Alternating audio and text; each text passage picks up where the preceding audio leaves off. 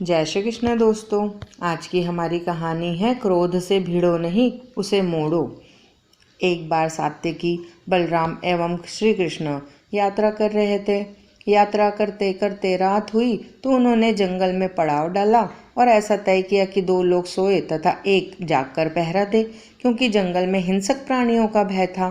पहले सात्यकी पहरा देने लगे और श्री कृष्ण तथा बलराम सो गए। इतने में एक राक्षस आया और उसने सात्यकी को ललकारा, क्या खड़ा है, कुछ दम है तो आजा, मुझसे कुश्ती लड़। सात्यकी उसके साथ भिड़ गया। दोनों बहुत देर तक लड़ते रहे। सात्यकी की तो हड्डी पसली एक हो गई। सात्यकी का पहरा देने का समय पूरा हो गया तो वह राक्षस भी अदृश्य हो गया। फिर बलराम जी की बारी आई। जब बलराम जी पहरा देने लगे तो थोड़ी देर में वह राक्षस पुनः आ धमका और बोला, क्या चौकी करते हो, दम है तो आ जाओ। बलराम जी एवं राक्षस में भी कुश्ती चल पड़ी। ऐसी कुश्ती चली कि बलराम जी की रग रग दुखने लगी। श्री कृष्ण का पहरा देने का समय आया तो वह राक्षस अदृश्य हो गया। बलराम जी श्री कृष्ण को कैसे बताते कि मैं कुश्ती हार कर बैठा हूँ। श्री कृष्ण पहरा देने लगे तो वह राक्षस पुनः खड़ा हुआ और बोला, क्या चौकी करते हो। यह सुनकर श्री कृष्ण खिलखिलाकर हंस पड़े। वह राक्षस पुनः श्री कृष्ण को उकसाने की कोशिश करने लगा तो श्री कृष्ण पुनः हंस पड़े और बोले, मित्र, तुम बड़ी प्यारी बातें करते हो।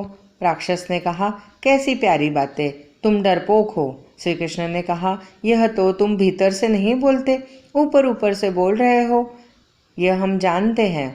जब राक्षस ने सात्यकी एवं बलराम जी को ललकारा था तो दोनों क्रोधित हो उठे थे और राक्षस भी बड़ा हो गया। अतः उनसे भिड़ते भिड़ते दोनों थककर चूर हो गए। लेकिन जब उसने श्री कृष्ण को ललकारा तो वे हंस पड़े और हंसते हंसते जवाब देने लगे तो राक्षस छोटा होने लगा।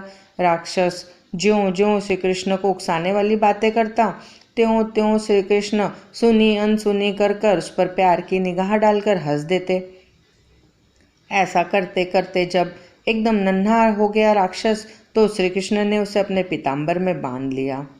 सुबह उठकर तीनों आगे की यात्रा के लिए चले तो सात्यकी ने श्री कृष्ण के पीताम्बर में कुछ बंधा हुआ देखकर पूछा, यह क्या है। श्री कृष्ण ने कहा, जिसने तुम्हारा ऐसा बुरा हाल कर दिया वही राक्षस है। ऐसा कहकर श्री कृष्ण ने पीताम्बर की गांठ खोली तो वह नन्हा सा राक्षस निकला।